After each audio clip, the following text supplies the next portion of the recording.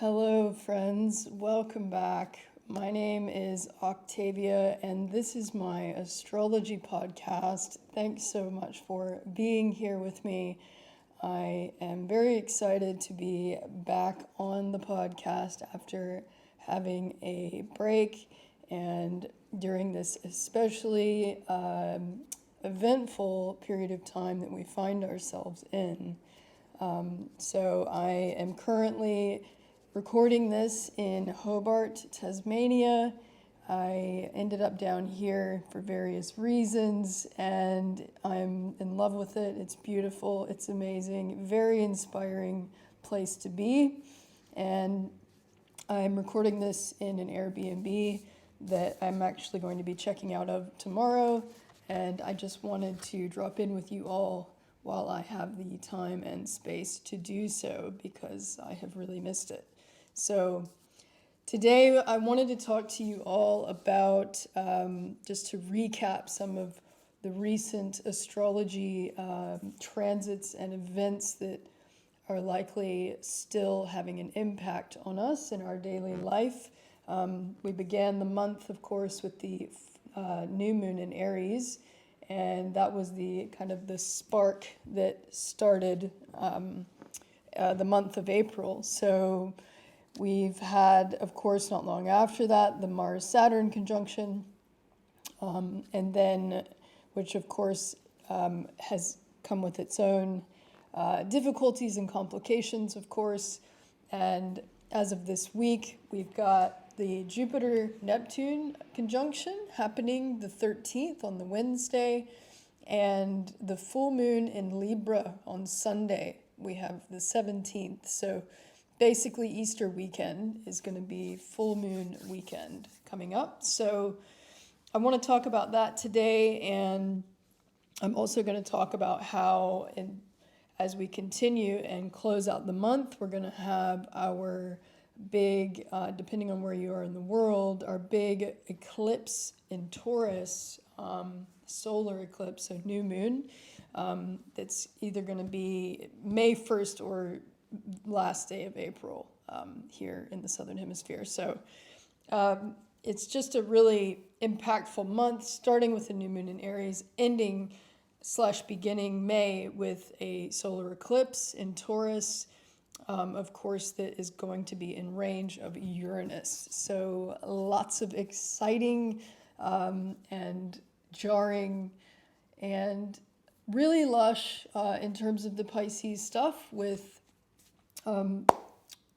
Neptune and Jupiter coming together mid-month, and then as well later in the month for the dramatic conclusion of April. During the eclipse, we're going to have Venus will conjoin Jupiter. She'll actually be kind of sandwiched in between, happily so, in between Neptune and Jupiter. So lots to speak to about all of those things, so let's get into it. There has been this sense, and that will continue in April, of there are things that are perhaps fated or bigger than us and beyond our control, one might say. And I want to be careful here because I'm not suggesting being resigned and helpless and powerless, because I don't think that that's very helpful. I mean, I think there's certainly a place for surrender and for trusting in the flow of where life is taking us.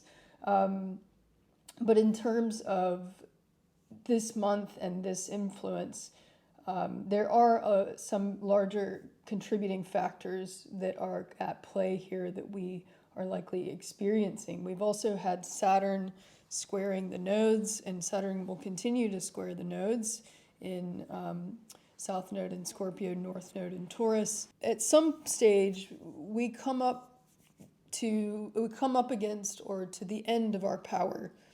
It runs out, and I don't know what that looks like for all of you listening, but whatever that might be, whatever you do when you arrive at that place where your power ends, comes to an end, where do you look? Where do you go? There are very real fixed limits in this world and on this planet, that we are reminded of by Saturn, and particularly with Mars and Saturn coming together, we can get a very big, door slammed in the face kind of, situation or influence, where things are just, very clearly unavailable beyond what's in front of us. And, this is the sort of contrast, the extreme kind of manic timing of, Mars Saturn conjunction, and then also Jupiter Neptune in Pisces coming together. I mean, this is like, complete brutal, hardcore, authoritative reality check. And on the one hand, and then on the other hand, it's complete, infinite spiritual oneness, and with all that is, and uplifting us to the highest highs and the most spiritual places that we can connect with. And so I think being conscious of these polarities and these parts of the chart which are in aversion, so we've got Jupiter, Neptune in Pisces happening next door to where poor Saturn's like all alone now, soon. And anyway, but Saturn is in Aquarius, of course, and that's where the Mars-Saturn conjunction occurred. But, it's kind of like, getting on a plane and flying away, and you can't, you're in airplane mode. You can't really talk to anybody on the ground. And it's a bit like that with the Jupiter-Neptune conjunction. So, that we will have these moments that are so uplifting and so connective, but they are likely to, it'll feel like they're happening very separate to what's going on in reality in some sense. I mean, these things happen all the time. It's like somebody will, they'll, I don't know, what's a good example? Like when someone, gets a promotion at work, and then, their cousin dies or something. It's like those things, and things in life happen like this all the time. We get the good with the bad, and then sometimes we just have to have both at the same time, and there's nothing that can kind of mitigate or change that. So, and, to touch back around on the Mars-Saturn conjunction, which of course has already occurred and is separating now, thankfully. Mars will be entering Pisces on the 15th, so just in time for the Easter Bunny. Just kidding. But yeah, so Mars will be in Pisces, and things will cool off considerably. I mean, they're still going to be wild because we've got Uranus in Taurus, and we are going to experience, of course, everything leading up to this big solar eclipse. And but for right now, I think it's really advantageous for us to make the most of the sun's time left in Aries. It's in late degrees of Aries, because it is helping us to come back to ourselves and say, okay, because the sun, of course, represents our identity and who we are, and Aries is very much focused on the individual, on the the quality of beginning and pioneering and winning and attaining and competing and all that stuff. So we can really align ourselves with that right now, because things are going to get shaken up for the remainder of April. And then in May, we're going to have the sun's going to conjoin Uranus at the beginning of May, and Jupiter will be moving into Aries, which will crank up the heat for a lot of people in various ways, and I'll speak to more of that at a later time. But as well, we'll have a Mercury retrograde that begins on the 10th of May, and then a full moon lunar eclipse in Scorpio on May 16th. So it's going to be a wild ride as we enter into May, and it's going to be a time when it will be incredibly valuable to have a very firm sense of who we are, because a lot is going to get turned upside down, and it will be a time where, we could get shaken up by what is coming. And so long as we are aligned within ourselves with what we are doing in our lives and how we are showing up for ourselves and taking steps toward, securing our relationships with the people that matter and with the things that we care about the most, then we can fortify ourselves in advance before these turbulent times arrive. And we can really perhaps even enjoy the experience, because it's actually okay to enjoy things. We can give ourselves permission to anticipate, that there is, of course, times in life where chaos erupts. And I think Abraham Lincoln said, one of my favorite quotes, he said, the best way to predict the future is to create it. And I completely agree with that. And this is why astrology is so helpful, so beneficial to look at this forecasting and to, check the weather and to, modify accordingly, like, what kind of rain jacket to wear or what kind of boots to put on. And again, for this full moon in Libra coming up this weekend, it's, the sun will be in Aries, the moon in Libra. And then, of course, as I was saying, Pluto will be in Capricorn. And it's hard to know where we land with things without tuning into what we're feeling. I mean, we live in a world, we live in a culture where, our egos are just so supported in being the tyrannical captain of the ship all the time.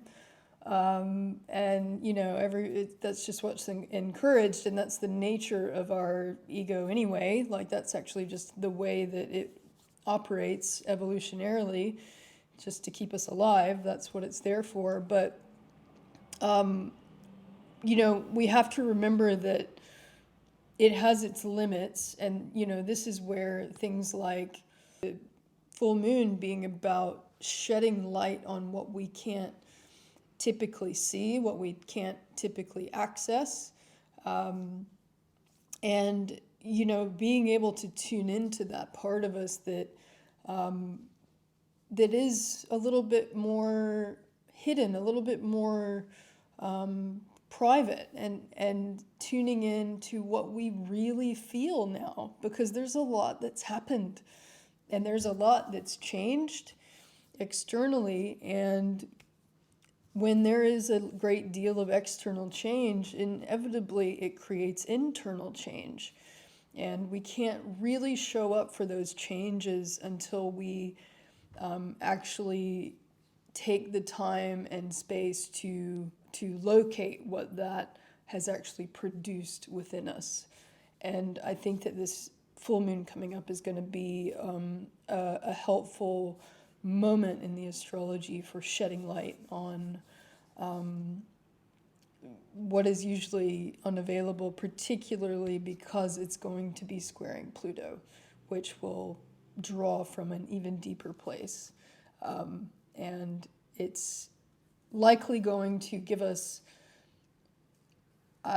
some very valuable, invaluable, I might even say, key pieces of information about that will help us later. And I think just having our eyes and ears and intuition open to those messages coming in on this new full moon in Libra, and really getting those downloads and taking them on board.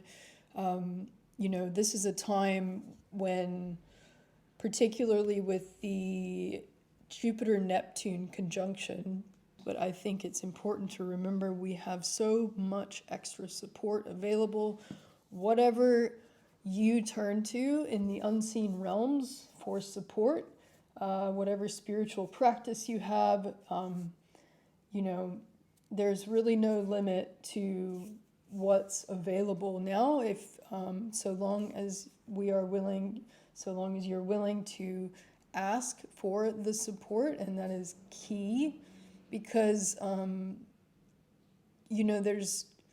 there are just so many limits that we are all still up against right now, here on this earthly plane, that if we only look on this level, this physical material level right now for answers, then we will likely come up short, because the astrology right now, in terms of what's happening on this planet in the real reality, concrete reality sense, is quite is restricted. And we're still dealing with Saturn after all, and Saturn takes a while to work out. So it's a slow moving planet, and so this is where we do have an opportunity to it's like when there's nowhere else to go, nobody else to turn to. It's like you can look up, just look up and give up. And sometimes that's the best possible scenario, it's just to surrender and let go, and then ask for help, ask for support. And I personally have been doing this month pretty much daily, and I have been amazed by how supported I feel. And there is something really powerful too about surrendering and asking for help, because it actually, when we allow ourselves permission to do that, it actually allows us to have a more honest connection with ourselves and where we're at, instead of trying to force our way through a problem or, through our process or whatever it may be. And sometimes just having that moment of pause and putting it down and saying, you know what, this is more than I can, I actually don't know what to do. I don't know what to do. Those little moments, those small, because Pisces is quite feminine in that it is yin. It is not about, if we can think of Aries as quite yang and quite active and externalized and very, reaching and going and doing. Pisces is sort of the opposite of that. It's receptive and open. And so these are the influences too that we can drop into and use and channel in different ways. And we can all, and coming back again and again this month, if you coming up against something, a hard limit, just give up. It's okay. And it will likely, the other remarkable thing is that it's a pretty quick turnaround too, I've noticed. Each time that I've had these small moments of little resignations and inquiry, and, just a little pause, then it's like things just sort of shift enough that then suddenly it's like, oh, actually, I could just do this. It's weird. I mean, we think that we have to like stress and obsess and like force things to work, and then, but the thing about our energy, our energetic, like the energy that we put into things, oddly enough, creates what comes of that on the other side. So, and we don't like to think of ourselves as that powerful, of course, but we are. And when we are willing to be a little more humble, let's say, about the bigger order of things in the world and in the cosmos, and trusting that, perhaps our will, our ego, our drive, which is, of course, nothing wrong with that, but that having the clarity, the insight at moments where we can say, okay, but hang on, maybe there's something more here that I can't see yet. And this is where the intuition, can also inform us. It's like, intuition lately has been very, very easy to access for everyone. So I just wanted to really emphasize that as well. We are living in a time where the astrology and the transition that's happening with on a geopolitical level, on all levels, individual, local, national, federal, and global, there is a huge desire for being in power, being in control, and the stakes are very high, and we can very easily see in the geopolitical realm that, if we don't choose how we want our lives to look, someone else is going to choose for us. And this is very important to remember right now, this year, and in the coming weeks and months, that the choices that we make at this time, and I don't want to be too severe here or heavy-handed, because, I don't believe in doomsaying, and I don't believe in, doom forecasting, because, that takes away the agency and the willpower that we all possess every moment of every day. And we get to choose to be here on this planet. We get to choose to wake up every day and move through our lives. And that is a sacred and precious gift, that choice. And so I encourage you all to, at this time, remember that whatever you are resigned to, that you do not want to choose, and there, to be clear, there are some hard choices that have to be made at this time, and certainly not easy ones.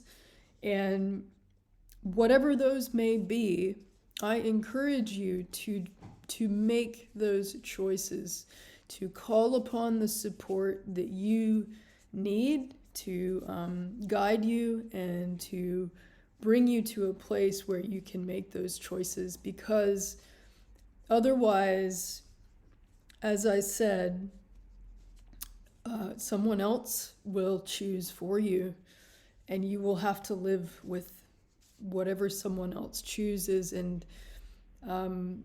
I was having a conversation earlier with my dad on the phone, and he and I were talking about relationships ending, and just the way, in general in life, how easy it is to merge with someone, and how difficult it is to separate from that union, no matter how long, the duration, no matter what the situation, it is a very hard thing to undo when two people come together. And so, my dad related it to, it's kind of like tying a knot, but, that gets tightened and tightened and tightened over the years, and then, it becomes almost impossible to untie.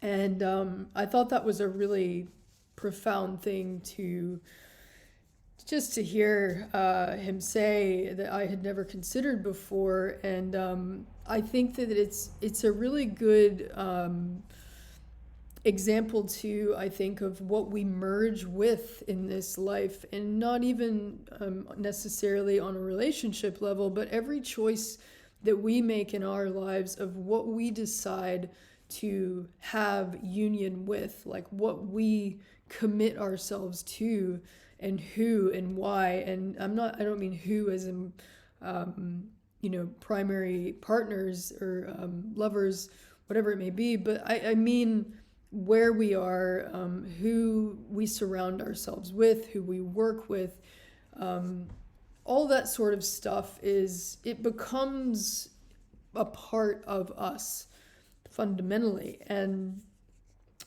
as I've been moving through some big changes myself in recent weeks, I think it is just really essential at this time that we are very clear with ourselves and our choices, to make sure that we are in fact showing up for what feels right for us now. And again, it may not be the easy way, it may not be the easy choice, but it will pay off in the long run.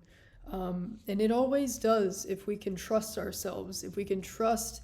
And this is a time where we are not going to have the answers or the clarity completely. Like, there's a lot that we don't know.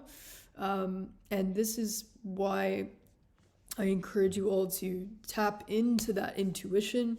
Intuition is an evolutionary survival mechanism. It is part of our deep ancient wiring that has kept us alive for thousands of years as a species.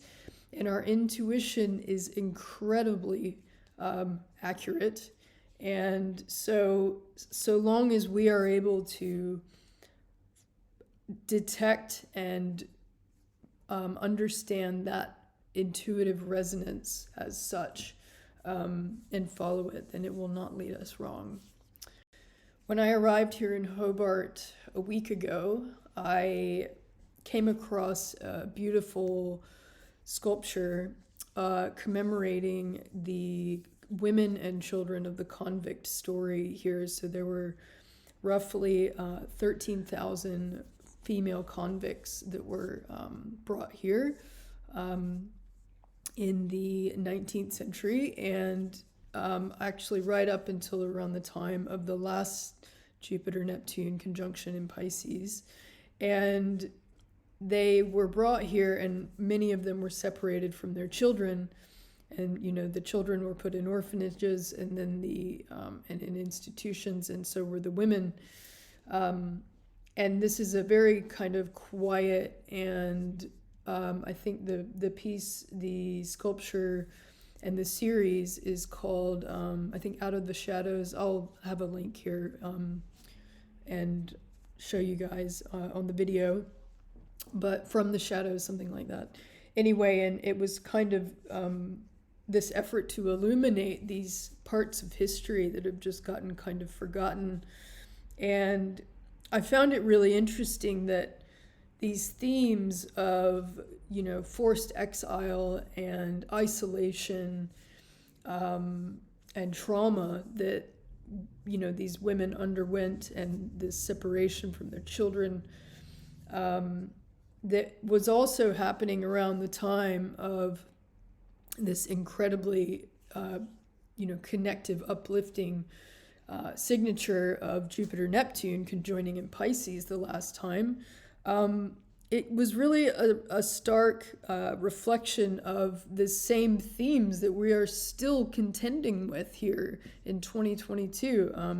With soldiering on 2 years into a pandemic, and we are all still trying to navigate the implications of that and the isolation, the fallout in terms of how many people have died and passed and had considerable health issues ongoing. So we are still, as a species, we are still humble creatures that have a lot to learn about how to come together, how to support each other, how to stay connected, and not allow the passage of time and the difficulties that we face to continue to divide and isolate us from one another. And they've done studies on this that are,